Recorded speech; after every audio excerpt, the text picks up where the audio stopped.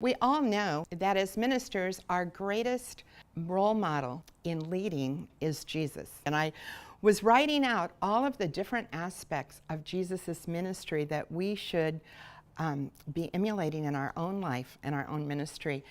And it would be, you could do a whole year of devotions with every week being on a different aspect that Jesus modeled for us. But today I want to talk about one of those aspects, and that is Jesus and his servant leadership, and how we need to constantly keep before us that we need to be servant leaders if we're going to lead like Jesus. And I'm just basically going to look at, even under servant leadership, I began to list all of the examples in the New Testament of Jesus serving as a leader, and they were huge. So I'm only going to bring up 3 of those aspects because of our time today and share them with you. And actually what I brought with me are 3 gifts that I've received in the last year that kind of exemplify to me the importance of servant leadership. If we think about what it looks like in our world today to be a leader, we'll notice that in the world there's an idea of a me first mentality. The leader kind of lords it over the others. The leader's always looking out for their own best interest, and they will pay any price for success. And yet, as Jesus modeled servant leadership, it was totally the opposite of those things. In God's economy, servanthood and leadership are synonymous. It wouldn't be exciting to most people to lead like Jesus did and to serve like Jesus did. And yet, for those of us here in the network office that work here, God has called us to be leaders. God's called us to be servants. And for our brothers and sisters throughout the network, we have to constantly keep before us that our job is to serve others. The first gift I want to show you is a picture that I received and a towel. My friend gave this to me, and she said, "Karla, I want you to put it in a place where you can see it every day. And remember that you need to do the lowest tasks that are before you consistently if you're going to lead like Jesus led." I have to admit to you, when my friend gave me this, I didn't think she had very good taste, because the towel and the picture do not match, you know. But I found out there was more meaning to it than that, too. My friend bought this classy towel because she said, "I want you to do the most menial tasks with class." And that's what the towel represented. And then the picture, she said, "I want you to always try to have fun while you're doing the most menial tasks." So that's kind of what this picture and towel represent to me, is that as leaders, we need to be willing to do the lowest jobs, to do the most menial tasks as we serve others around us. Sometimes it is going to be washing feet. Sometimes it is going to be putting up with irate phone calls.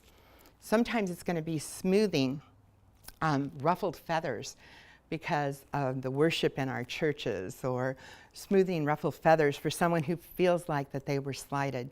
Whatever it is, God has asked us to serve and to do the most menial task if we're going to serve like Jesus served. The next gift that I received is this little shepherdess. If we're going to be a servant leader like Jesus and lead like Jesus did, we have to realize we are called upon to be shepherds to the people that God brings into our path.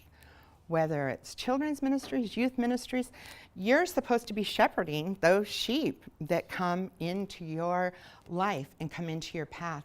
The first time I went to the county fair, I went to see the sheep, and I was shocked, because that fur that I thought was going to feel like a cotton ball, I put my fingers down into that matty fur. It was dirty, it was oily, and it was stinky. And I realized maybe Jesus is saying a little more to us about being shepherds than taking care of sheep that are white and fluffy. The shepherd was considered in Bible times one of the lowliest jobs, to take care of sheep. And they were low on the scale of society. And yet Jesus said to us, "I want you to take care of my sheep."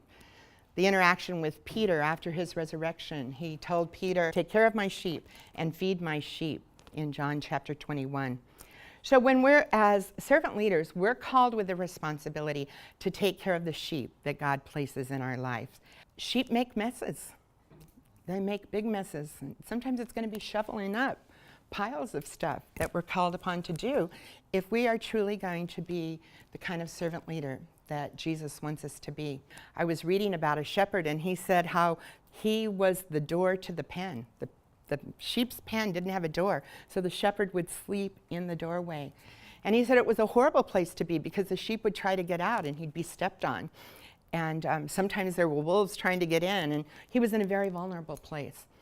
And sometimes as shepherds, we are going to be in that kind of a vulnerable place. That part of what we need to do with the sheep that hurt us, with the sheep that God has given to us that malign us, with the sheep that are so stupid and stubborn sometimes, we need to love them, we need to feed them, and we need to forgive them.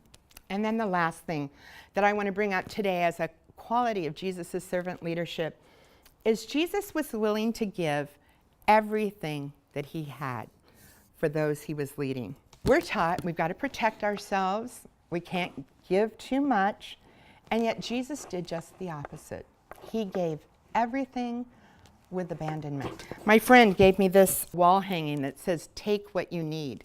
And then if you look on the bottom, there's little slips of paper, and you can tear it off and take it with you. These are all the things that God offers to us, and that Jesus will give to us so freely and with total abandonment.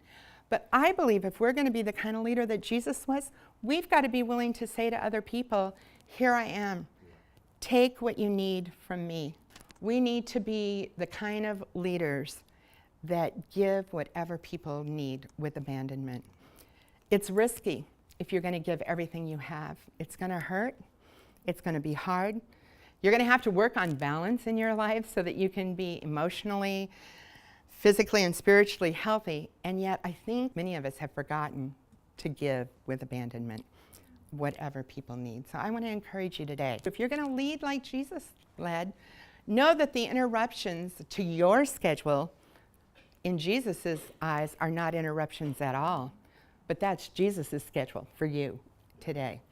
So be willing to live a life filled with interruptions and smile and serve and give sacrificially to those that Jesus leads in your path. I believe that God has called us here in the SoCal Network office and throughout the entire network. He's calling us to be servant leaders. I once heard a minister say to someone who was coming to ask for prayer on a Sunday morning when he was getting ready to start service, they had just been told their granddaughter was dying.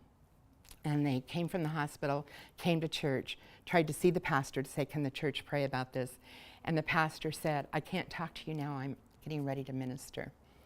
And turned this grandmother away and never heard her prayer request. Don't be that kind of leader. Be the kind of leader that says, "I'm here to minister to you. Take what you need because I want to lead like Jesus led."